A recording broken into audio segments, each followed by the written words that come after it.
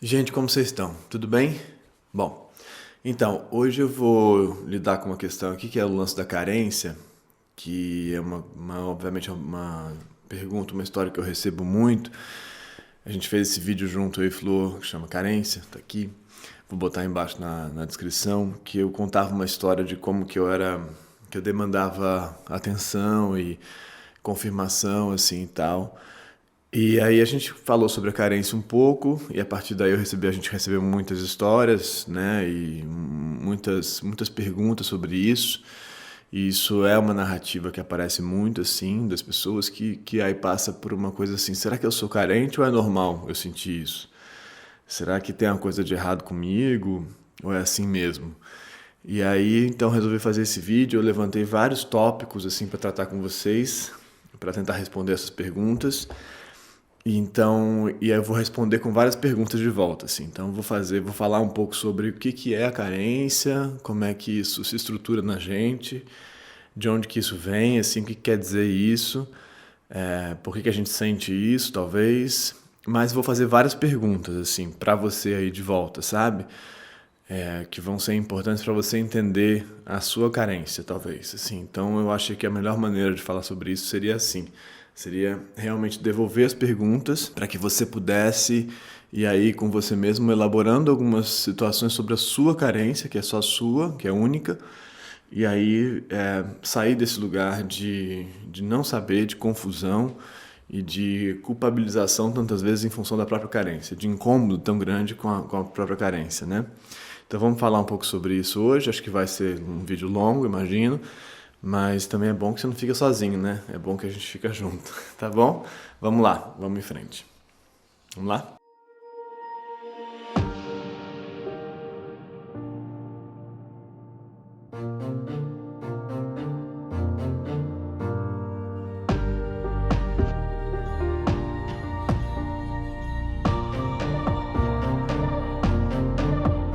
Então, a primeira coisa, assim, pensar que quer dizer carência, né? Carência, carecer, sentir falta, assim, só uma questão simples, né?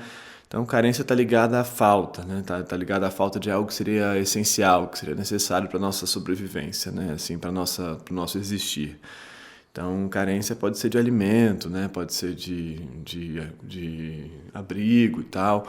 Carência no sentido de falta mesmo. Mas aí a gente vai estar falando em geral de falta de amor, né? A gente vai falar de falta de amor, de carência de contato com o outro, de carência de encontro e tal. E aí a carência, que pode ser uma coisa super concreta, vai abrindo campos de subjetividade mais particular para que a gente possa pensar então sobre a sua carência. Então, a primeira coisa que é importante de entender é que a falta em si não é um problema, não deveria ser ou não precisa ser um problema. Sentir falta não é um problema, né? Sentir falta pode ser um impulso para buscar, né? Na verdade, a falta, ela é a impressão de que falta alguma coisa, ela é fundamental para a gente se movimentar, né? Assim, então, eu sempre dou esse exemplo bobo, idiota, já é tipo, tô com sede, vou até a geladeira pegar, eu tô com fome, enfim, é uma falta de alguma coisa que faz você ativar lá um modo de busca, um modo de ir atrás essa intenção esse interesse, essa movimentação, essa curiosidade tantas vezes, né? Então a falta de uma resposta leva à curiosidade. Então, nesse sentido, a falta não é em si uma experiência negativa, mas para tantos de nós e tantas vezes ela vai se montar como uma experiência negativa. Então, acho que é aí que a gente precisa começar a entender por que você especificamente na sua história conectou a falta como a uma experiência necessariamente tão negativa e tão ameaçadora. Eu já falei um pouco disso aqui, acho que num vídeo lá atrás que chama Medo da Rejeição, de como que a gente cria essa impressão de que essa solidão, esse não ter outra pessoa, esse não ter alguém para me acolher, esse não ter alguém para amar ou para que me ame, né? Implica uma impressão de desfalecimento, de desaparecimento, de morte mesmo, né? E aí nesse vídeo que eu vou botar aí na descrição, tudo que eu vou falar aqui eu vou botar na descrição, tá? Mas nesse vídeo eu usei um texto do Freud específico, que é um texto que eu adoro, que é um texto já mais adiantado dele, então quando me perguntam, acho que não dá para começar a ler por ele, mas que é o Inibição, Sintoma e Angústia.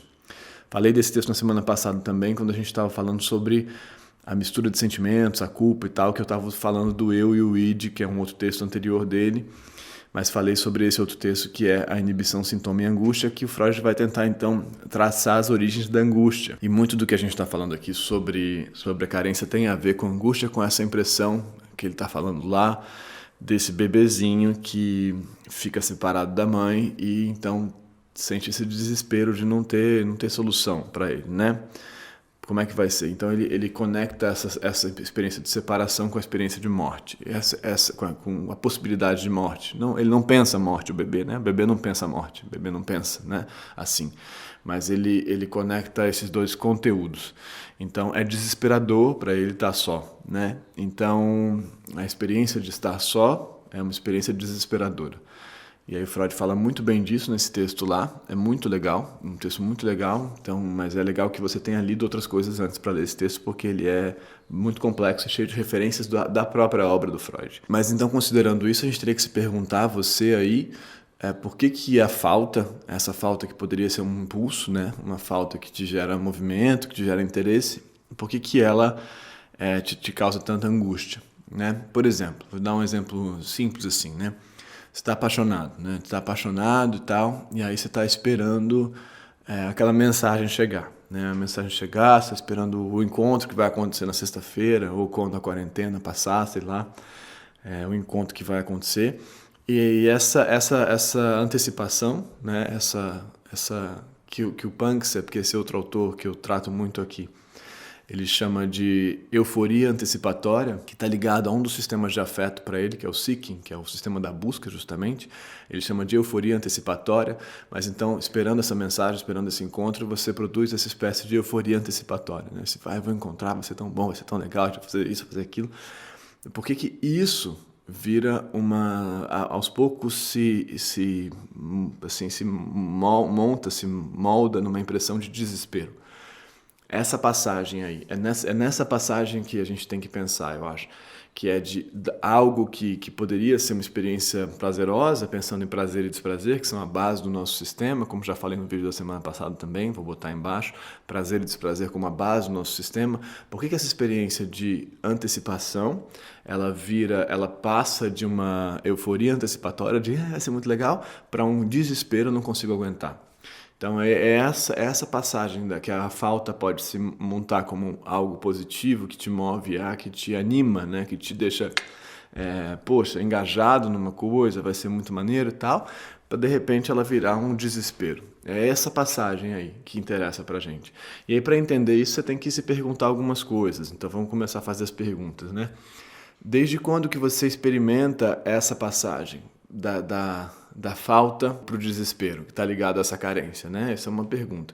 Desde quando você se lembra de experimentar isso? Isso acontece com todos os objetos com todos os outros na sua vida, assim? Ou a gente está falando dos objetos amorosos, dos objetos de amor, dos objetos de desejo? Então, das relações amorosas especificamente. Ou a gente está falando de amigo, quando um amigo não te liga também é desesperador. Então isso é uma outra pergunta, por exemplo, quando a sua mãe, seu pai, enfim, a gente está falando de um campo específico do seu campo relacional que te desespera, ou a gente está falando de tudo? Isso é uma pergunta. Então desde quando, com quem, com como que se monta? Outra pergunta, isso passou a acontecer num dado momento, desde aquele namoro da adolescência com 14, 15 anos, que eu namorei, que tive uma relação abusiva, sei lá, uma coisa muito intensa, muito complexa, muito ambivalente, né, com coisas muito boas e muito legais e muito terríveis, assim, que vão e voltam juntos, com muita ameaça e muita raiva, e muito amor e muito desejo, muita falta. Foi desde essa relação que você passou a ter esse tipo de ansiedade louca e de precisar encontrar, senão parece que você vai morrer. Sim, então foi essa relação que causou isso? Não, sempre que tem uma coisa que causa algo na adolescência, tem algo que vem antes dessa história, né? A psicanálise ensina isso muito bem nesse sentido, assim, né?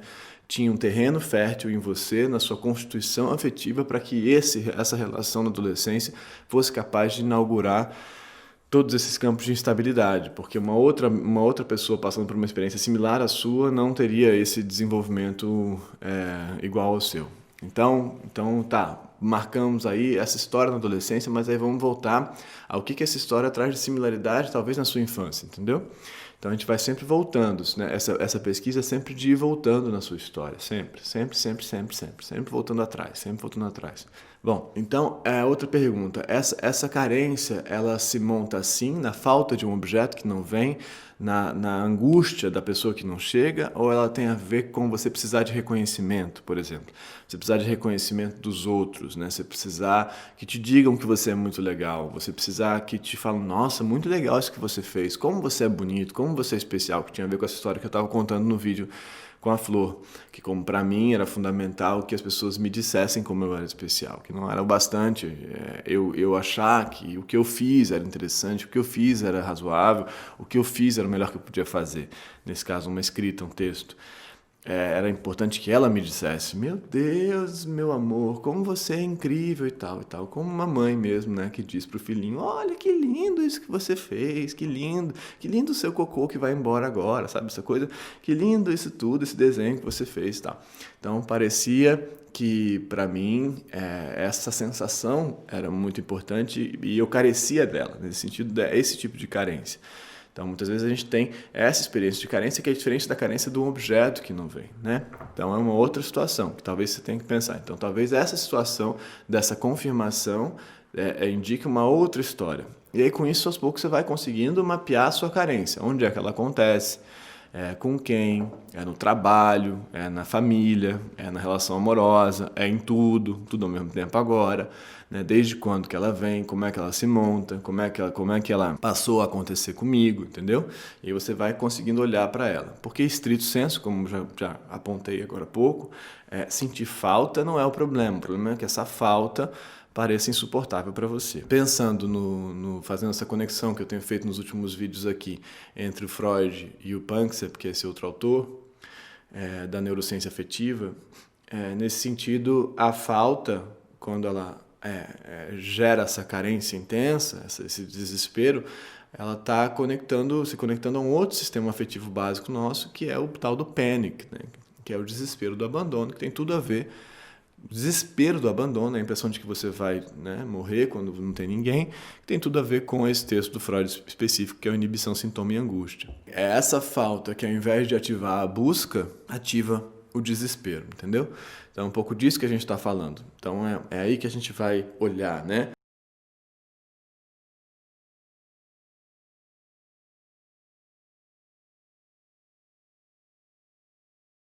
É para isso que a gente vai olhar, mas para isso a gente precisa saber onde é que essa ativação acontece. Quando você sente falta, você sente que você precisa ter alguma coisa, né? Você precisa ter alguma coisa, você precisa ser olhado, você precisa ser amado, você precisa encontrar alguém, você precisa comer, por exemplo, loucamente, né? A compulsão alimentar tem tudo a ver com isso aí também, com um tipo de carência, uma montagem específica dessa falta, né? Então, que a gente pensaria lá num retorno para uma certa fase oral e tal. Então você precisa comer e aí você vai talvez montar uma compulsão, assim, às vezes muito intensa e muito terrível em função desse outro caminho, que não é que pode ser uma compulsão de consumo mesmo, de gastar, né? Uma carência que você monta com consumo, usando os sistemas que o capitalismo dá para a gente para lidar com essa carência, né? Então você sente muita falta de alguma coisa que você não sabe muito bem o que é e você gasta dinheiro, clica coisas, compra, enche o carrinho lá e tal no site. E você nem sabe muito bem por quê. Ou a compulsão alimentar, que aí você vai indo e aí você se culpa, né, tanto no consumo quanto na compulsão alimentar especificamente, ou nos vícios tantas vezes. Você vai tentando encher aquele pote ali, né? Encher o troço, mas não enche à medida que você vai enchendo, você vai sentindo cada vez mais culpa por estar enchendo e se sentindo pior, e aí você precisa encher mais para tentar aliviar essa culpa, e assim você vai construindo os campos de compulsão, enfim, que não dão conta da carência, por isso que é tão terrível. Por isso você, então, encheu tudo e não resolveu e se sente muito mal. Enfim, e aí você não sai disso, você se castiga e aí você junta esse outro campo do castigo na sua história, né?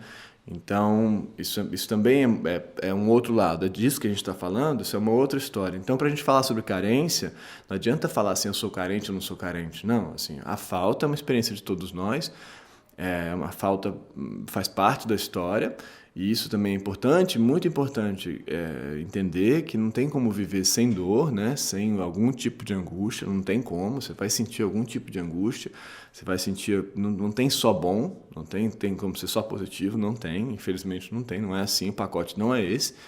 Então você vai ter experiências de desagrado, né? De desconforto tantas vezes. Mas aí, como é que isso vai acontecer para você? Como é que isso aconteceu na sua história e como é que isso acontece diariamente para você? Onde é que você sente isso e por que você tem a impressão que é insuportável estar com isso, né?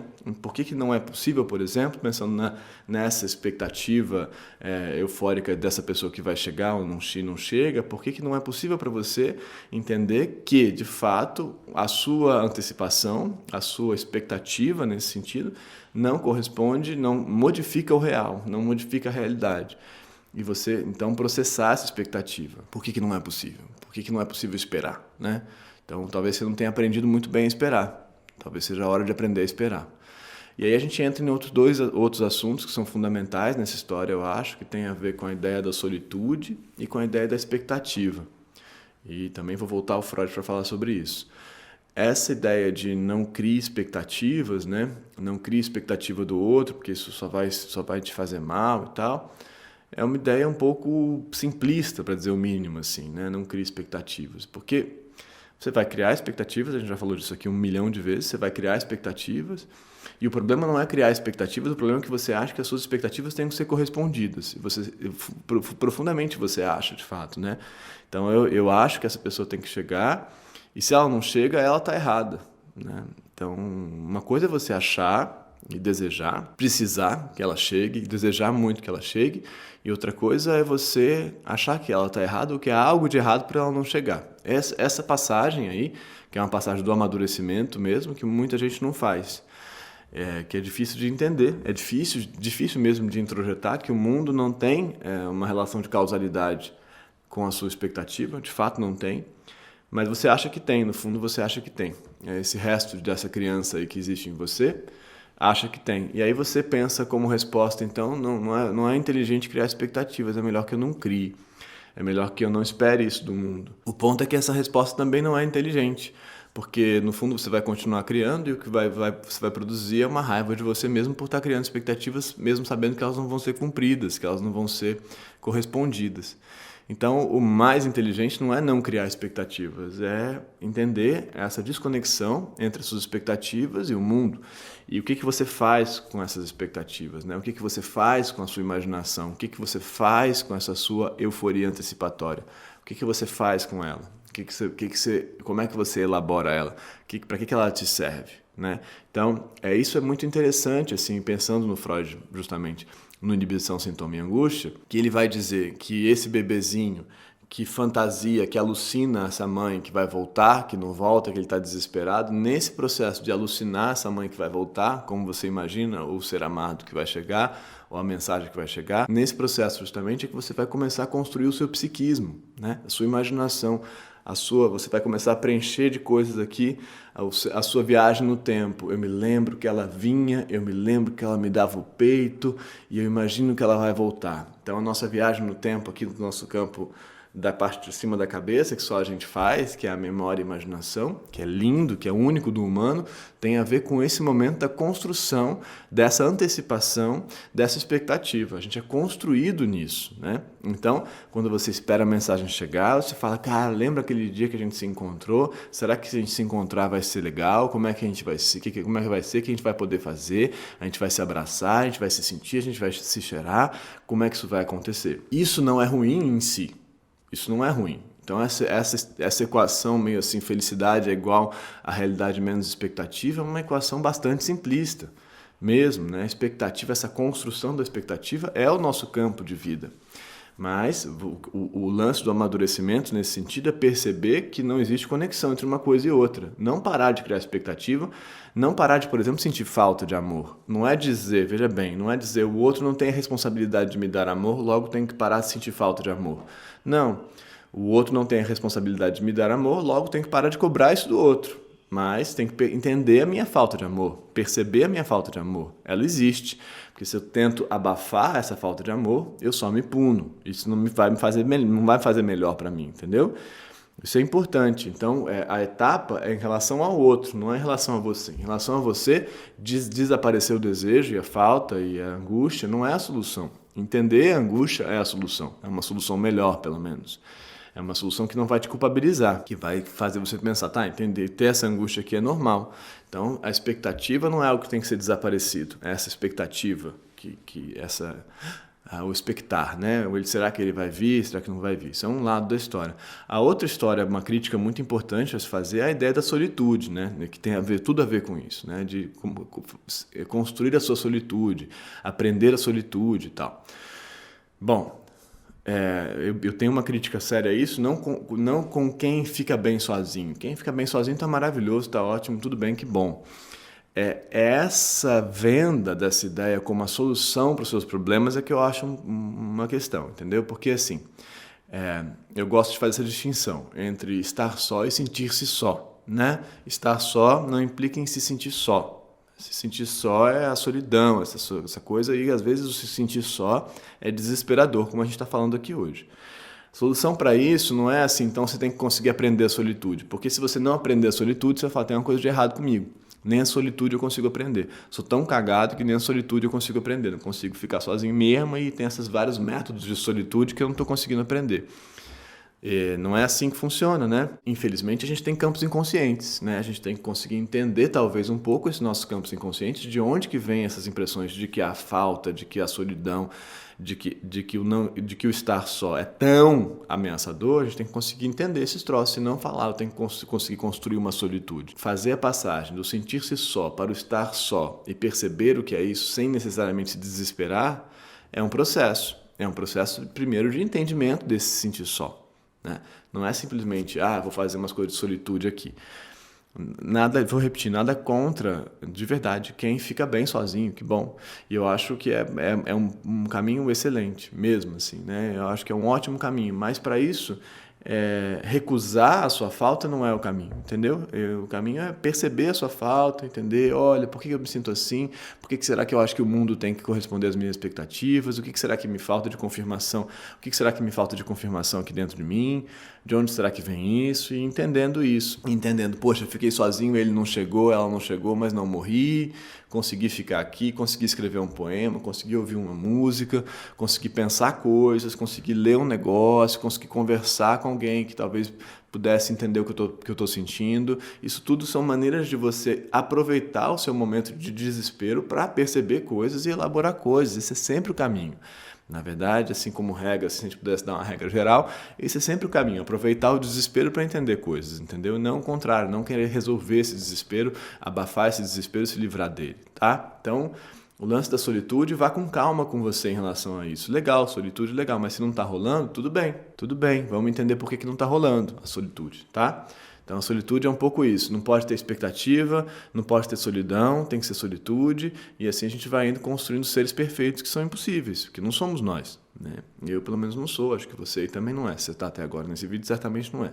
Enfim, então isso é uma outra história importante. Uma outra coisa importante, que isso tem a ver de novo com os campos da compulsão, só para voltar um pouquinho, é que o capitalismo propõe essa resposta do consumo para a nossa história, né? Para a história da carência. Então, o capitalismo, essencialmente, ele retira os nossos vínculos, né? Ele faz a gente ser indivíduo que vai se produzir e tal, e dar conta, e o nosso tempo vai ser usado com trabalho e consumo, né? Nosso tempo é trabalho e consumo, trabalho e consumo. E aí o nosso tempo não tem tempo de encontro, tempo de acolhimento, tempo de conversa, tempo de brincadeira, né? Não tem tempo de arte, tempo de vivências de outras ordens, eróticas de outras ordens, né? Nosso tempo é tempo de trabalho, tempo de consumo.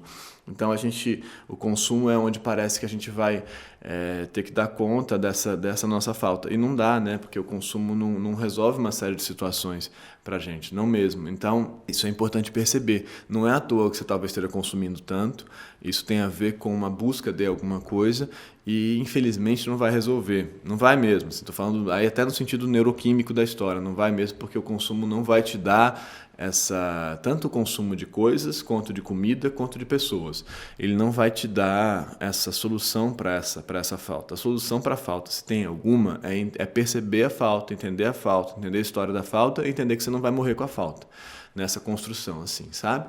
Então são esses os caminhos, mas para isso você tem que, antes de falar, será que eu sou carente ou não, que é uma pergunta assim que você manda para alguém, fala, resolve para mim aqui, você tem que parar e tentar entender a sua história de falta, sabe? A sua história de desespero conectado à falta, e não de interesse pelo mundo conectado à falta. Eu acho que a gente abriu, né, já várias coisas que dá para pensar, digam o que vocês acham, quis assim jogar isso para vocês aí para ver o que reverbera na história, e aí pensa aí na sua história de falta e como é que ela existe, por que ela parece o fim do mundo, entendeu? E não simplesmente algo que é parte da vida. E aí vamos pensando junto, tá bom? Me digam aí se ajudou e a gente continua na semana que vem, tá? Tchau, boa semana, tchau.